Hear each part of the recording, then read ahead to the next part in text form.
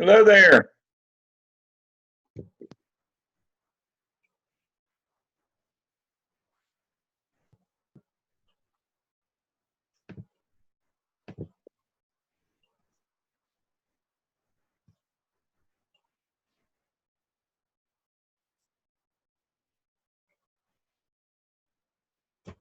Carrie, can you hear me? No.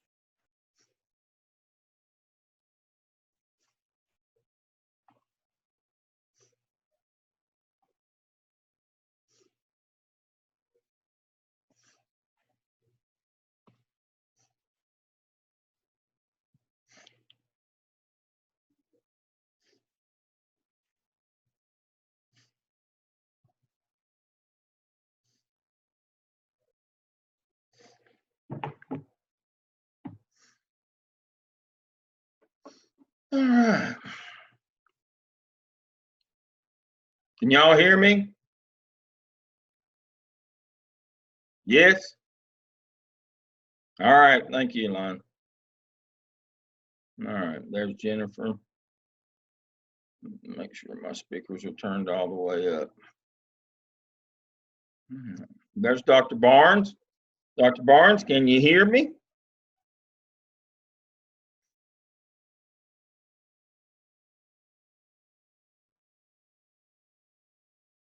She's putting her ears in.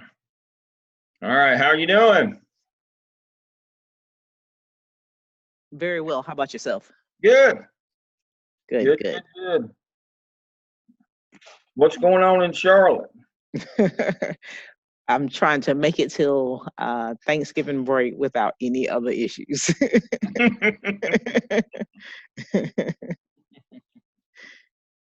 Imagine that. I don't mean to put you on the spot, but I do. You know me. Do you know of any nonprofits there in town that could use a helping hand from a doctoral student working on a consultancy project, which is a capstone project, that they'd be involved with them? They could do like board of directors development. They could help them with marketing, any variety of leadership type functions. You know anybody in town who could use somebody like that? So, we have the partnership with there's a couple of us in the group. There are the judges for court counseling, there's DSS, we have youth and family services. So I'm sure that someone in the group will be happy to assist. Yeah, I have a doctoral student in organizational leadership that's looking for an agency in Charlotte to partner with, and I knew I'd be talking with you tonight. This is not just free labor kind of thing. This is somebody who could add value leadership wise and can do some projects, but we don't want them just to be the help. Okay. And we require them for their capstone project they do in lieu of a dissertation to partner with a nonprofit and for up to 3 years and work with them alongside them as an unpaid consultant. Let me see.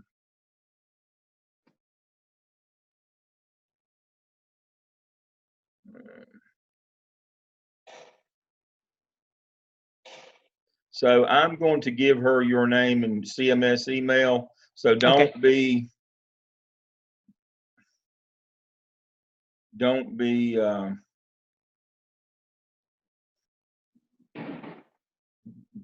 surprised. Let's see. Jackie Palmer. She's from Charlotte. Okay. And so while I'm thinking about it. So I'll talk with her a little bit about what each of the different groups are doing. Yeah. And then once she decides which one she wants to do, then I'll get her in contact with that person.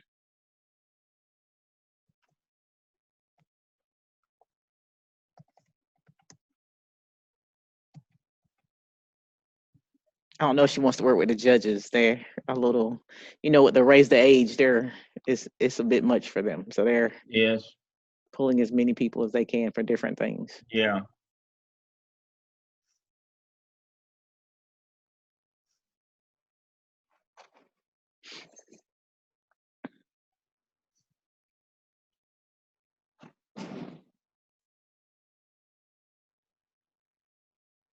And you can give her my cell too if you want. Okay. My CMS cell. You got it? 980. No, 704. Oh yeah. 582 2201.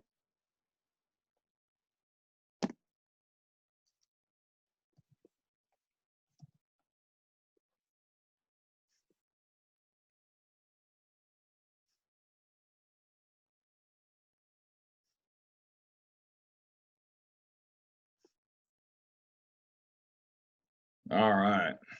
All right. Thank you. Not a problem. All right. All right. We're back on the air again. Let's get started tonight. I see it's time. Dr. Sumner, welcome. Glad to see everybody with us tonight. We'll start as we always do with our weekly schedule. You've ended up last week with your facilities walkthrough. I've been still getting some of those. Not surprisingly, they're much better. I hate to say this, but in the wake of some of the things that have happened in schools in the last 2 years, when we started doing this about, I don't know, 4 years ago, when we added this to this course, hardly anybody even got half of them right, or what should have been right. And now hardly anybody gets them wrong. It's amazing when the need is perceived what we can do. And I'm pleased with that schools are much safer than they were before. We talked about fundraising. You can delegate the activity, but not the responsibility. I've got a few more of those. And so this week, you were to interview a school administrator and list the 5 steps in the school budgeting process. Let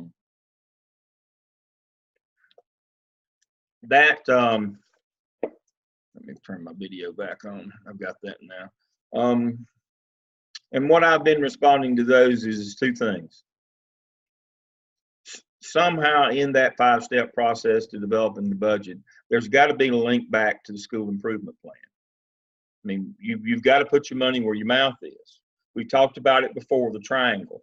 The base of the triangle that supports, at the top of that triangle is the school improvement plan. And to support that, the two pillars that support that triangle are the budget, putting your money where your mouth is, and your master schedule that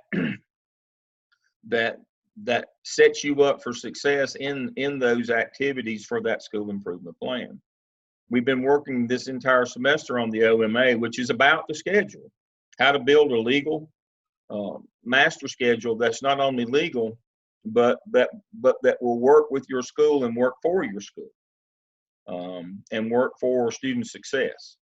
And so if you've taken nothing away from this course in terms of the master schedule, it's designed to promote student achievement, not for convenience of adults. So the 5 most important, there's any number of responses I get, but what I'm looking for is to make sure that at some point in that budgeting process, that we're making sure that it funds the initiatives from our school improvement plan. And then locate a copy of your school budget. Does it contain federal, state, local, and school funds? The takeaway on that one is you need to know what all the different pots of money you have are as an administrator, and you need to have a financial secretary, the school's bookkeeper, who understands all those, where all the money is and how it can be used. You need to understand that, but your bookkeeper is your backup person, because they need to know what money we have, what our current balance are, and how we can spend certain things. You need to know that, but they need to know that as well. And you need to keep an eye on that. Don't assume that the bookkeeper is just getting it right. You need to review the books monthly to make sure that, what fund balances you have, what things are being spent, that they're being spent appropriately, and that you're using the right things at the right time. Now, one of the things that I often hear is, we've got this much money and we got to spend it before the end of the year. And you start getting those emails about April. Well, that means you hadn't been tracking it all year long. I mean, that money's been there since August. And now you're going to rush at the end of the year to spend it on things you may or may not need, based on, if we don't spend it, we're going to lose it. Well, what were you doing all year? You knew in August that you had that money. Why didn't you put that money to use in August to affect outcomes of your school this year? I've never understood that. Why we got this money, but we're not going to spend it. We're going to wait till the very end of the year, and then we're going to spend it right. We're going to have to rush to spend it now, We don't know that what we buying is actually going to do us any good, or if we're buying good stuff, if we don't, we're going to lose this money. Well, that same money was there in August. You should have known that. That was your job to know that. So when you see those things about we got this money and we got to spend it or we're going to lose it kind of thing, unless it came in that month, you as an administrator weren't keeping up with your fund balances and putting that money to work in schools. And so that's what hopefully that led you to. So tonight is case study 4 on inclusion. I've got a couple of comments before we start. I've got all the presentations that have been turned into me, I have loaded, and I can pull them up. We'll start with somebody who hadn't went. Maybe if we've got somebody who hadn't went, I'd like to hear from them. But I have all the presentations pulled up. Couple of things, just business items here. Remember, next week we have no Zoom session. Next week is Thanksgiving break. The university's off, I think, Wednesday, Thursday, and Friday, so we're required to be off. And then when we come back, we'll have 2 weeks left. One, we're going to do financial management and some other things, our case study and then that leads into sexual harassment. And I want to spend the night on that. So that's where we're headed. So tonight we're talking about inclusion and mainstreaming. Now, my doctoral group, we did this one last week. And one of the things that I said, and I don't want it to be misconstrued, as I've told you earlier, from my era, the complaints that I got as principal were in the early years of Public Law 94-142 that said we're going to serve exceptional children. And the complaints in my era came from exceptional children's parents advocating for their children. That has completely, that script has flipped. Now the bulk of complaints that you get as a school administrator in the era of inclusion is from regular ed parents claiming that their child is not getting a free and appropriate basic education because the teachers are spending too much time with the exceptional children, or like in this case, they've got the regular ed kids teaching or working with the exceptional children. And so those are the complaints we're getting now. Now, here's the controversial part. It's not really about the case. And I said this, and I want to be clear when everybody understands I say this. You're going to have parents who walk into your building now, regular ed parents, who qualify what they say with, I'm not a bigot, or I'm not a racist, or I'm not discriminatory. And then they're going to say the most discriminatory, bigoted, or racist things you've ever heard. You have to get over that. You can't let that cloud your judgment or make you angry or make you defensive, because for whatever reason in public discourse now, it's become coarse. And that's part of the problem when we have cases like this. When in real life, when people come walking in, they say things that they don't think are offensive because they qualified it with, but I am not a, and they use discriminatory or pejorative terms like those students, or or they make disparaging remarks, or they say just the most awful things. Now that does not lessen their right to be heard or their concern. We can't tell them how to feel. And so I want to caution us as when you move into administration and you get these complaints, to be sure to separate the messenger from the message. We may not like the messenger or how they conveyed this to us, but we have to be professional and not get into an arguing match with them over their language or their belief system. we have to stay professional and present them the facts. That's harder to do than I would like to admit. You know, it just is. But that we can't let the messenger obscure the message, which is parents are concerned about their children. They may express that concern inappropriately, but again, hopefully we can work with them a little bit. And I don't know that we can change their opinion. That's not really our job. Our job is to explain to them what our program consists of and what the law is. And again, we can't be talking about individual children.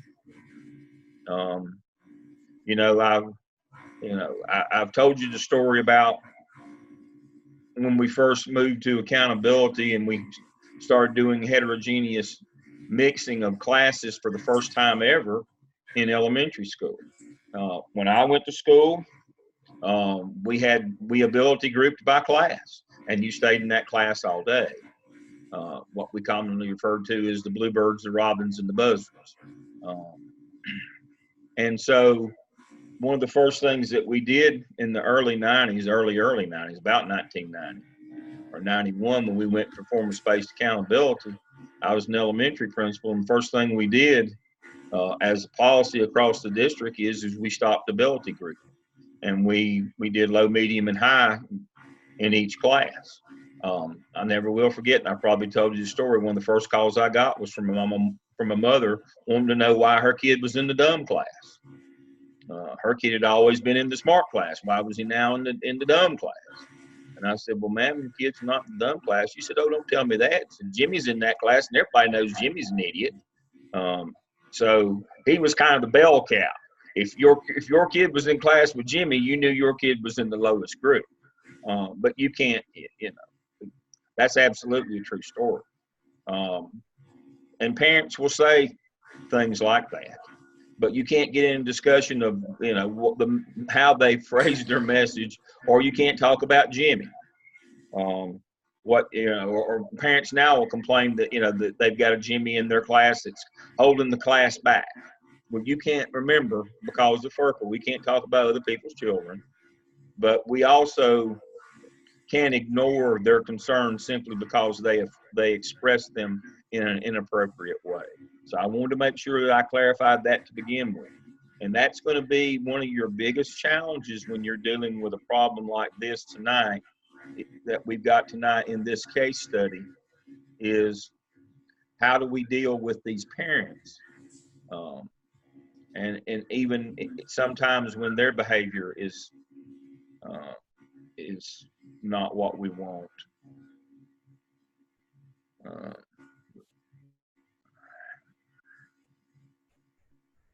right.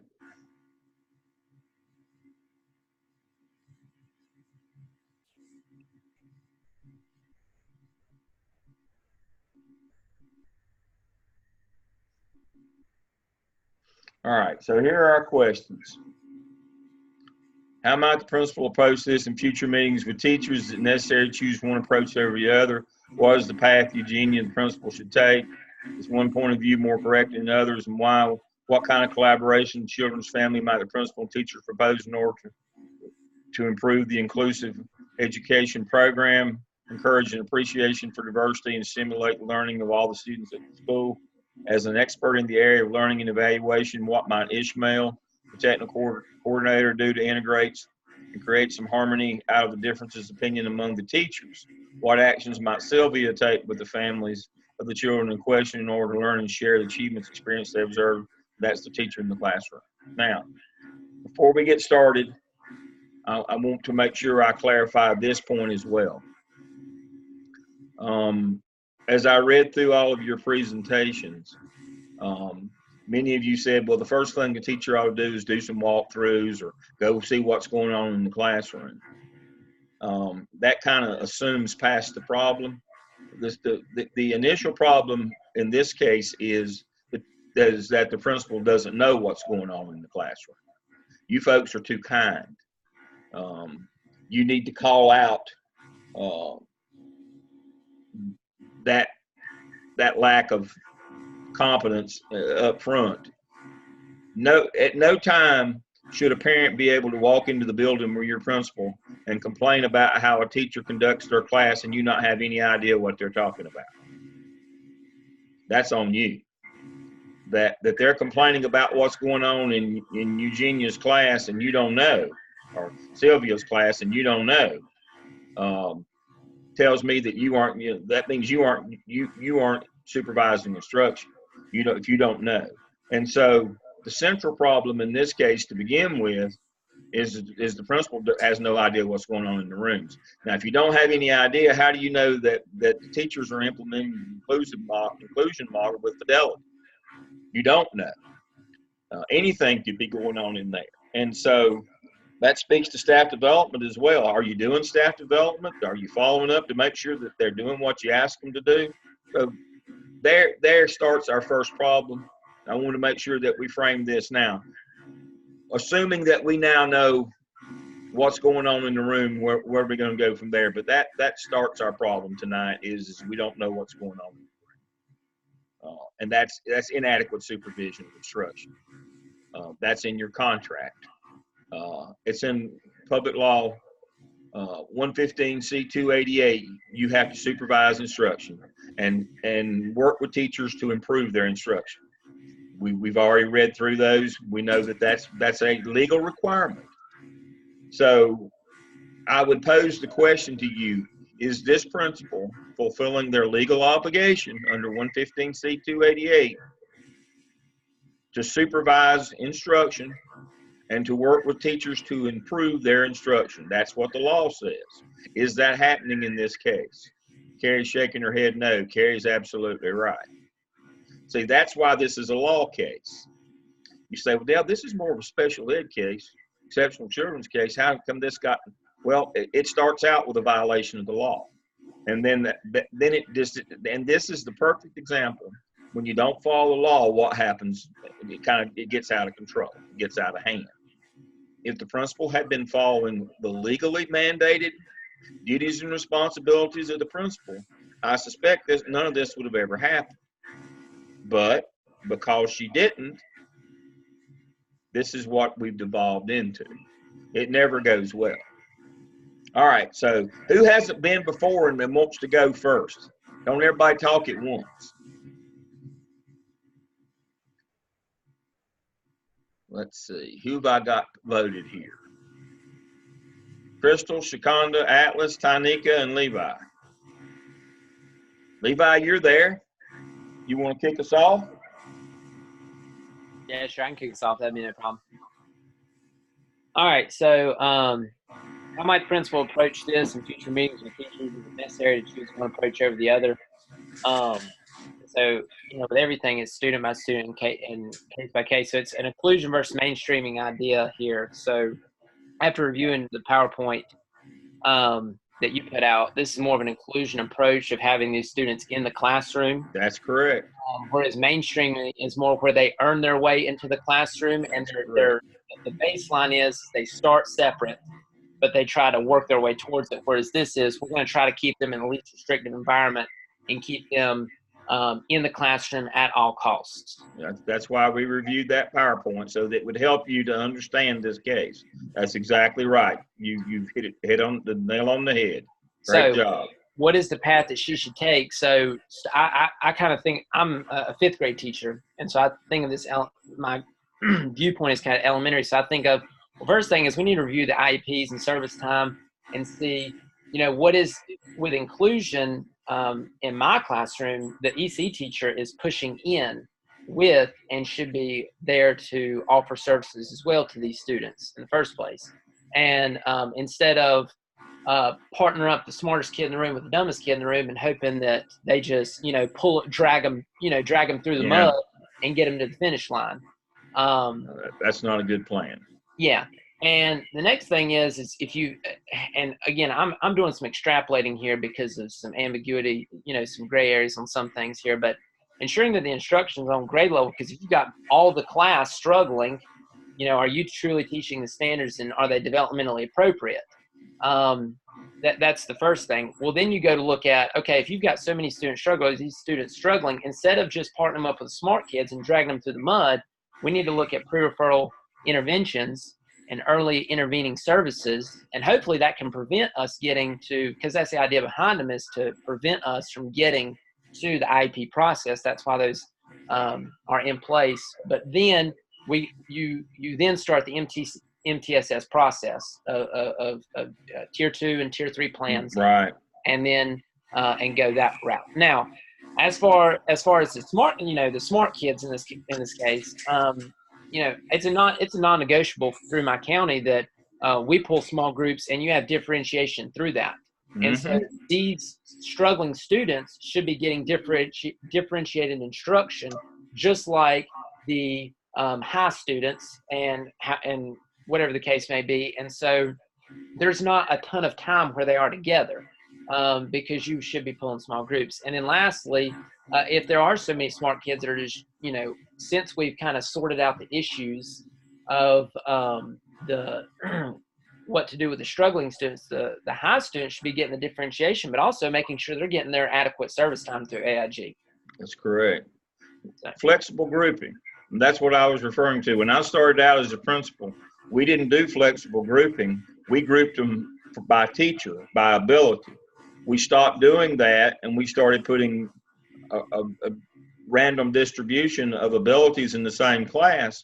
But what we were trying to get teachers to see is you're still going to have to differentiate and group, but it's flexible, and you do it by subject matter in the classroom, inside the classroom, with differentiated instruction. Now you're going to have Dr. Sanders next semester on your instructional class, and that's one of the things that y'all are going to spend a lot of time on, is differentiated instruction, how to differentiate in the classroom. And the answer is not to separate the groups all day. The answer is what Levi just said, is you've got to differentiate instruction inside those flexible groups. You should be grouping those AIG kids and working with them to make sure that their IEP is being served as well. And so that's the answer. Now, too many times, we do these flexible groups, but they're not flexible. We just do them all day long in the classroom, and that's not the intent of flexible grouping. You'll learn more about that next semester. Is Crystal with us tonight? If not, I'll read. Yeah, there you are. I'm here. And again, this was very vague to me. So, is one point of view correct as opposed to the other? So I looked at each person's perspective. The parents, of course, they had the right to be upset because they felt like their group wasn't getting what they needed because they were basically pulling the others aside. So again, it comes to that differentiation and breaking down the groups and working. And then if I look at the teacher, it sounds like in her mind, she isn't trying to be neglectful, although she is. And I don't think she really sees that, when she has these students paired up working, she's not giving everybody else equality of her time. Exactly. And so rather than putting the students out into these collaborative groups, she should be working in those small groups that Levi had talked about. And the instructor, the administrator, needs to come back and maybe do some reteaching for the teacher, because sometimes, unfortunately, I think the teacher, I know it said she was 50. I can't remember the years of teaching she had, but sometimes we get very complacent in what we've done. And we forget that we have to adapt to the students. And so I think maybe that's kind of what she's done here. And my interpretation was more that she was working with the lower kids and kind of pairing up the other kids and putting her attention to the EC kids. Right. She was enlisting the upper kids to help her, and they were all teaching the lower kids. Right. And so in that aspect, those kids weren't getting what they needed. So those smaller groups and her working with each group based on ability would be a much better solution. And the administrator could come back and do some reteaching on that. That'd be a great opportunity for PD, because you can't group the kids. You can't do that. That's tracking and that's illegal. But if you work with them within the classroom on the abilities, then you're fine. Yeah. Well, this is exactly what I was referring to as we kicked off tonight. How, if you were in those classrooms, you would already have known what she was doing was inappropriate. Right. And you would have already been working on reteaching that teacher. I mean, this is the case of the proverbial being the last to know. Parents have to come and tell you what's going on in your own classroom that's inappropriate. Because I'm sure the principal knew once they said this to her, oh, that shouldn't be happening. But how come you didn't know? You work here every day. How'd you not know it wasn't happening, or what was happening was inappropriate?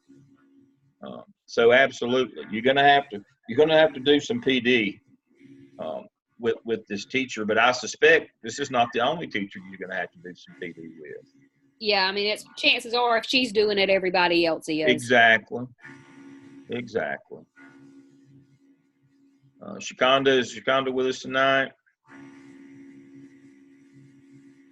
What kind of collaborations from the children's family might the principal and teachers propose in order to improve inclusion, education, encourage appreciation for diversity, stimulate learning for all? Do a curriculum night. I love curriculum nights. When you folks get to the skip, that's a big one for me. And when you get to the skip, which is right, starting next semester, you're going to have short and long-term goals in your marketing plan.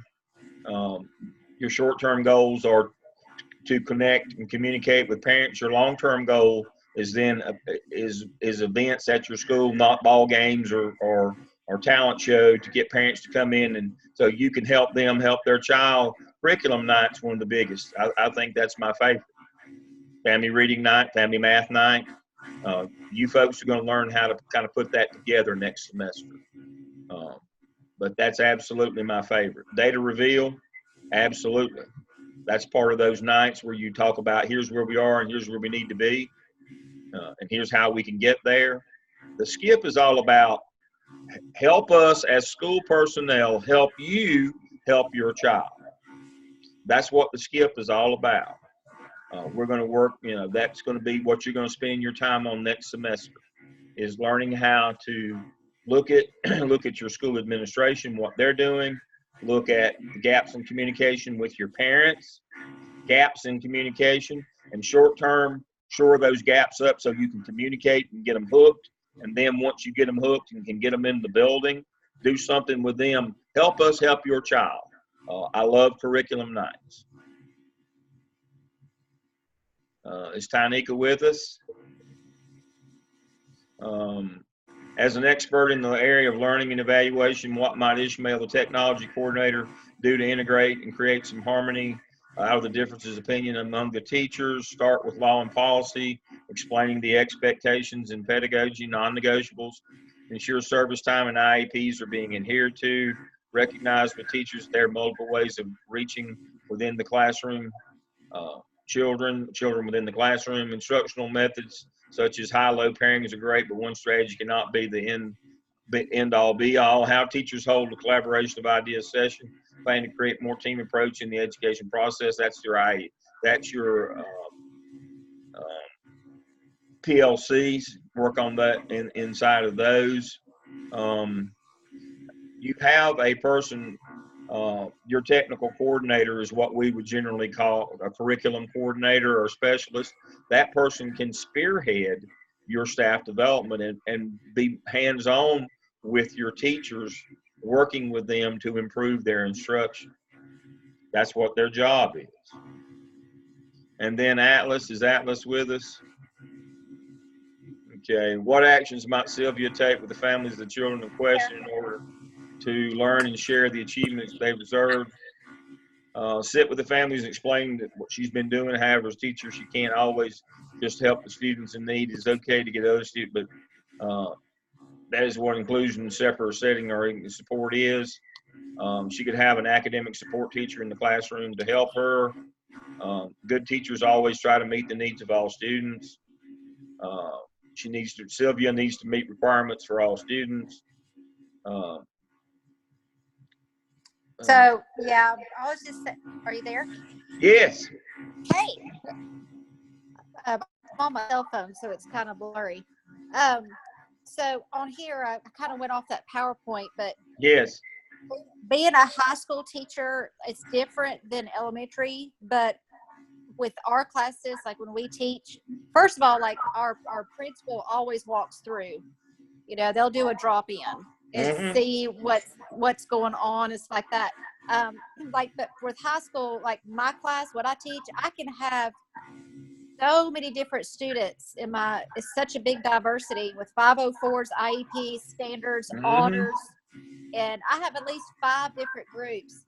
But we were always told as a teacher, and I've been teaching for 12 years, but our inclusions and stuff, we have teachers that come into our classrooms to help us.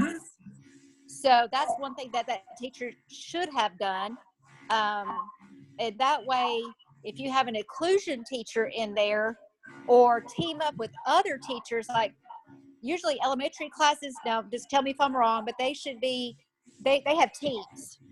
So they have different teams and everybody teaches the same thing. So they may have a pod or whatever, but teachers can switch around kids a little bit too.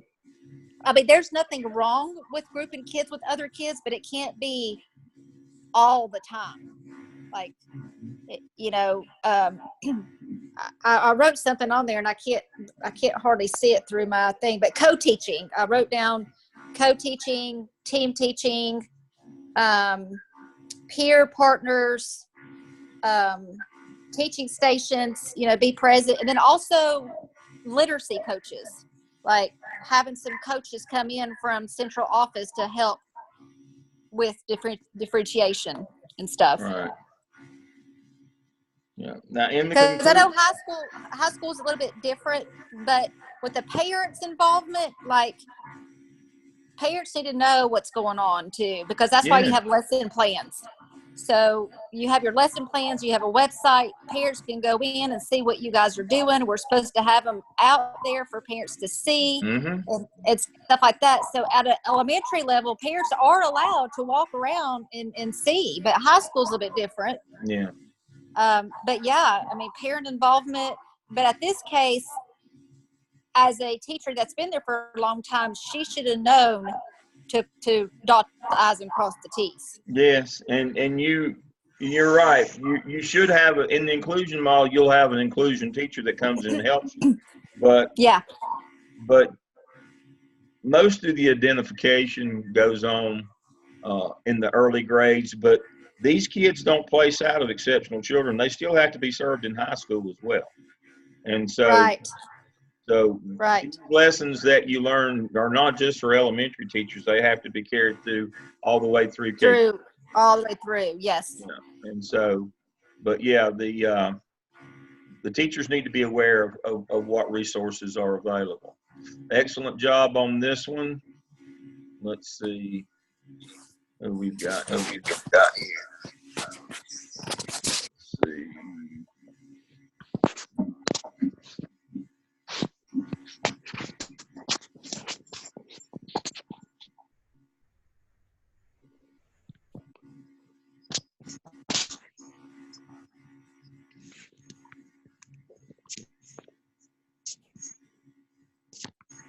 There we go. I see William is with us. William, can you hear me? I can. All right, so we've got one here. Let's see if we got anything different. All right. Can you see our screen, William? Yes. You want to start us out here on this one? Okay. This I was looking for because the very first bullet. Right. How might the principal approach this in future meetings with teachers? It is necessary to choose one approach. Is it necessary to choose one approach over the other?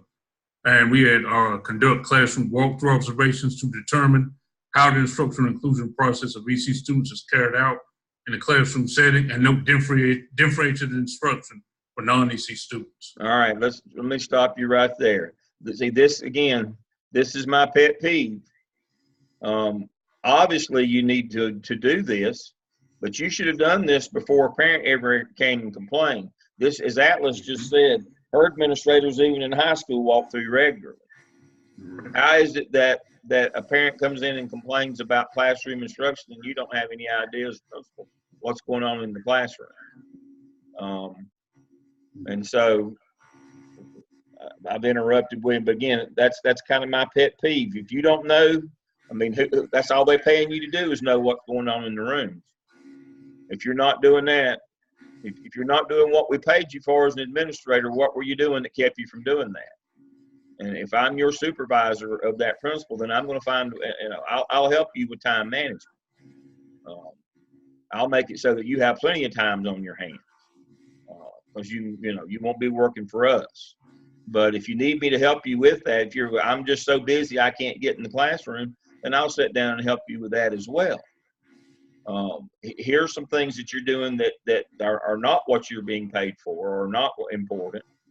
Nothing in the building is more important than classroom instruction. That's the reason why we have school. Again, what they do down at Jones Sausage, Aaron Garner, they make sausage. What do we do in school? We teach kids. That's the most important thing that happens. That's the reason why we exist. If the person that we hired to know what's going on in the rooms doesn't know, we're in trouble. It's not going to go well. So you're exactly right. You need to do walkthroughs, but you should have already been doing walkthroughs. You should have already have known. All right, William, I'll let you get back on track. Okay, bullet 2, meet with teachers during grade level meetings to gather details on how the inclusion and differentiation process is implemented with their class. Okay. Then the principal should use information gathered from the observation and teacher input to develop POCs and professional development with the help of school EC specialists. Mm-hmm. Okay. It is necessary to choose one approach over. It is necessary to choose one approach over the other. There should be a collaborative team effort where everyone works together to determine the best fit for all students. Yeah, you all need to be on the question here is it necessary to, you got to choose one way, and then everybody's got to get on board with that. One of the problems that you get into, and that's the reason why these questions were asked, one of the problems you get into is everybody has a different opinion on what we ought to be doing. But we can't have 50 teachers in a school doing what they want to do and doing their own thing. We have to all be united and going in one direction. So William is absolutely correct. We do have to choose one way over the other. And then we all have to get on board with that approach, whatever that approach is. How else can we do effective staff development? I mean, if everybody's doing their own thing, we can't do 50 different types of staff development. Parents talk, just like you folks talk. I get it all the time. Somebody calls and complains about what's going on in one of their classes. Well, they're not doing that in one of the other sections. Well, you're not in that section. Well, but that's usually my response. And so we know that folks talk, especially because of social media now. And so you kind of have to standardize everything. So, you do have to choose one approach over the other. I had a question. Yes, sir. My question was, how long is it going to take when you get that first administrative job? And I've been spec ed 25 out of 26 years, taught regular 1 year, to lose that teacher paradigm when you're thinking like an administrator. As this is a perfect example. Lunchtime of the first day. If you hadn't got it by then, you're not going to get it. You're only new till lunchtime of the first day. After that, you're part of the problem or part of the solution. You better get it and get it fast. Hopefully, you by the time we get you through this program, our goal is by the time, and we're going to work on you really hard in 605. But by the time we get you through the end of 605, our hope is that when you view a situation, you will view it from an administrative perspective and not from the lens of a teacher. Now, that's hard, but we have a lot of different activities and things that we're going to do with you in 605 that are there are a lot of self-reflection, a lot of activities where you're working on your individual leadership skills and abilities. And for the purpose of being able to what we call change your lens, move from one side of the desk to the other. from the teacher side to the administrative side? That's a great question. I mean, that's what we're trying to do with you over the course of these 5 semesters, is to get you to view things not from the perspective of a teacher, but from a perspective of an administrator. That's why, you know, tonight I gave you the administrative perspective right off the bat. The thing that struck me about this case first time I read it is what in the world is the teacher doing? You people are too nice. You need to be more critical. You need to think about things as an administrator.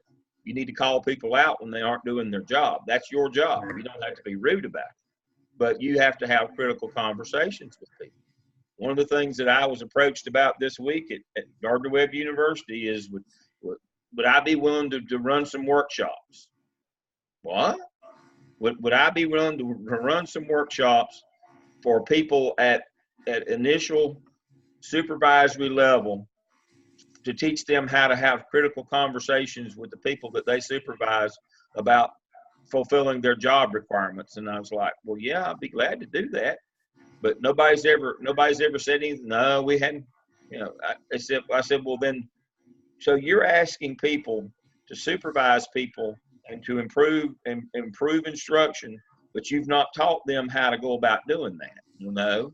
Well, then I said, well, why did you expect instruction was going to get better? They said, well, we just thought that it would. And I was like, well, it'll only get better if you cause it to get better. I'll be glad to do the workshops, but now these people are going to have to follow through. I mean, I can teach them how to do this, but is somebody going to check and make sure that with fidelity that they're actually, you know, supervising their employees and working with them to improve their instruction? Well, we hadn't got to that part yet. Well, I said, well, then your staff development will be wasted if there's no follow through. If nobody goes out and does fidelity checks and makes sure that these people are doing what you've asked them to do, then they won't do it. You know, the one thing in life that we always overestimate is our ability to change and other people's ability to change. And that's one of the things that you have to understand. And the point here is you don't have to become a cynic, but you have to become a realist. That folks are not going to change just because you ask them to. And you have to look at things with a more critical eye in terms of outcomes. And that's just comes with experience, comes with doing your clinical hours. It comes with learning in these courses. It comes from grinding on these case studies. Eventually that lens will change. And if it doesn't, you don't need to be in an administrative business. If you always see things only from the vantage of a teacher, you will not be an effective administrator. Unfortunately, that's just the way it goes.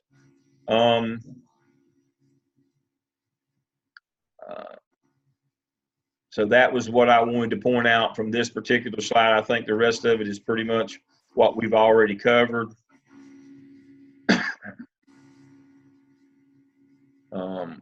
We follow IEPs. You know, best practices. I like that piece. All right. I like the idea that we're going to meet with parents. We're going to have curriculum night. Again, we've talked about that. So we've pretty much the same kinds of things that we talked about before. The thing that I wanted to point out in this one is you should have already done this piece. For this particular case study, this is good advice. This is a good plan, but in real life, you should have already done this. Do we have anybody from this group that with us tonight?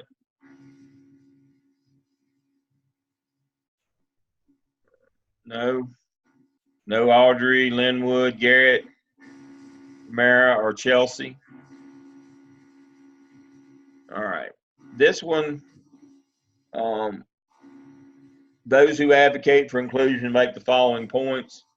All students have a basic human right to attend school. And that's kind of, I wanted to pull this one up tonight to talk about this one, in that this is part and parcel of what I was referring to earlier.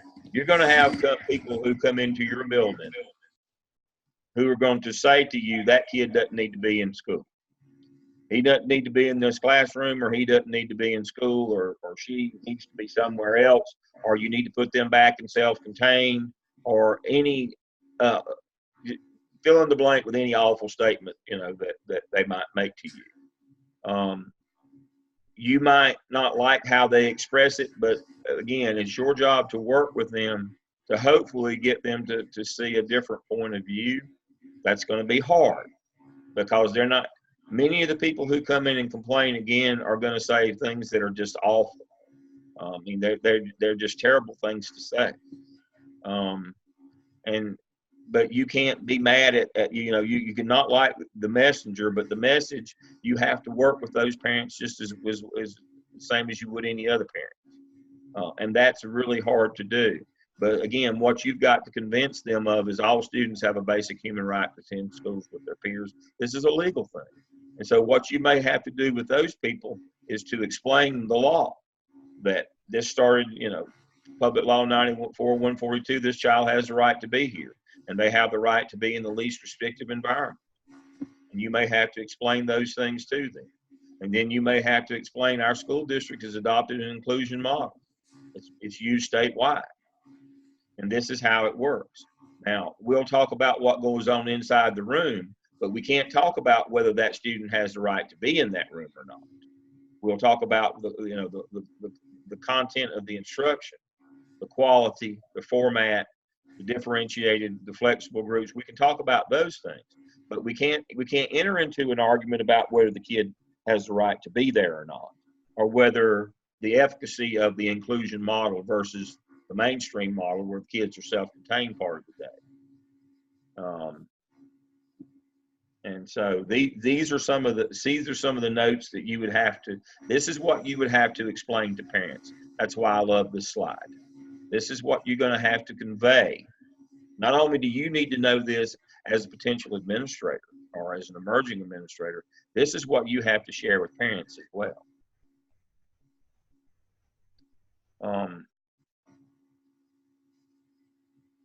And so this one really is a review of the law.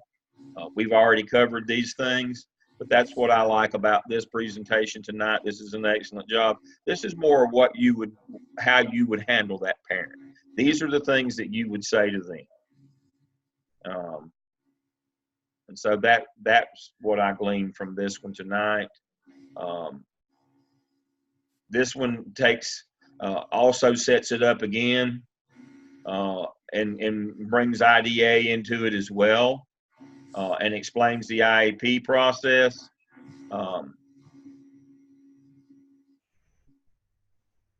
And goes through that. It's kind of a primer for the parent. I like that one as well.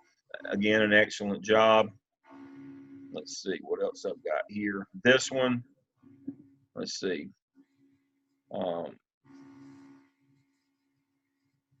This one kind of summarizes the case. Administrator received complaints regarding inclusion of students in a regular ed classroom. President of the PTA wanted to speak to one teacher in particular whose parents believed he was catering too much to inclusion of students.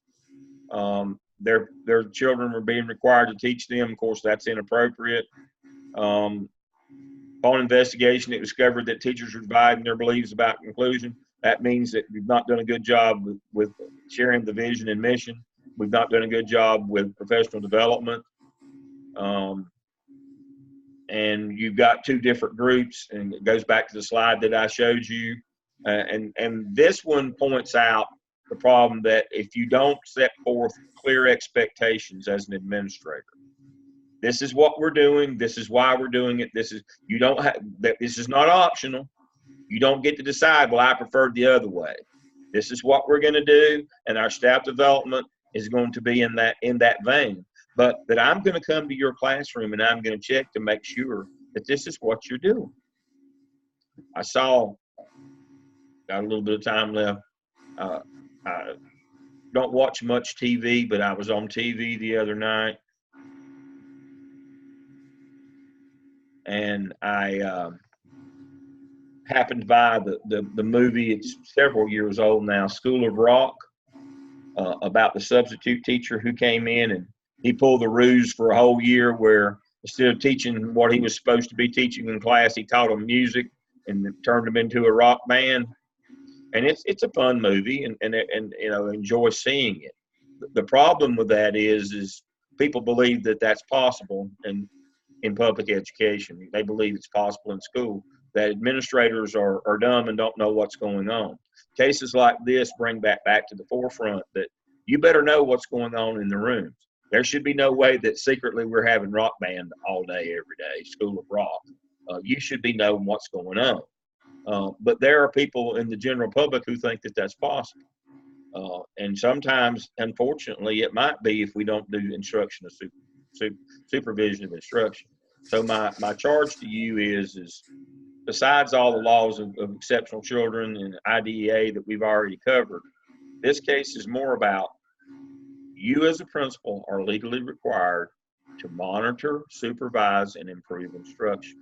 And if you don't, this is the kind of stuff that you get into. If you don't take that legal requirement seriously, or you leave it to somebody else to do, you'll have 50 different teachers doing 50 different things. And you have no defense when parents come in and complain, because they're not going to stop when they complain to you. They're just doing you a courtesy by stopping by. They're on the way to somebody above your station. And then somebody like me is going to show up on your doorstep and say, why aren't you in those rooms knowing what's going on? That's not a conversation you want to have. It will not go well for you. Just kind of summarize how bad it would not go well for you that you had no idea what was going on in the classrooms in the building, and that's what we were paying you to do. All right. Anybody have anything else for the good of the group tonight? Yeah, another question on the case study about creating indifference, where the school took the boy home without contacting the parents. Right. Have you ever known any administrators, I'm using this word, as dumb or school officials to take a child home without contacting the parents? You know. Oh, yes. Many times. Many. More than I want to recall. Absolutely. That used to be standard practice. When I was principal of Ellenboro, whatever was left over on the bus lot at the end of the day, I had to carry them home. That used to be a requirement in school. Unfortunately, in many rural places, they still do that. That's a bad notion. That's why I had you do that case study. We're going to talk about that when we come back from the break. That's why I had you do that particular case study for out of that one. That's a really, really bad idea. And some districts still support that. They're few and far between, hopefully. I hope that that's just a few now. But in my era, when I was prior to going to Oak Hill, when I was at Ellenboro in Rutherford County before I went to Burke, small district, I was principal in the 7th and 8th grade building, but our bus lot served the K6 and the 7 and 8, and it was my job every day. Whatever was left over, I had to round them up and get them home. We drove them home in private vehicles. That's how dumb we were back then. You can't do that in today's world. You just can't do that. Right. You can't take kids home, even if they're not suicidal. You can't do that. The liability is just too great. There's a lot of other pieces of that case that we'll talk about in 2 weeks, but the main part of that one, and the reason I picked it is we still do things that expose us to too much liability, individual and school-wise, and that's one of them. That's a practice that's got to stop across the state. But thanks for pointing that out. But yeah, that is a dumb thing to do. I agree 1,000%, but it's still being done every day. Right. That would be something that if I were even a young administrator, I would say, no, we can't do this. I can't be taking that kind of personal responsibility. That liability is too great. That's a great question. All right. I hope everybody has a great time. We kicked off the holiday season. Today was Thanksgiving at Gardner Webb. We had ham and turkey. So I'm getting ready to take my nap now. I ate so much my gout kicked in. So I hope all of you have a good holiday, and I'll see you back in 2 weeks from tonight. Thank you. Thank you.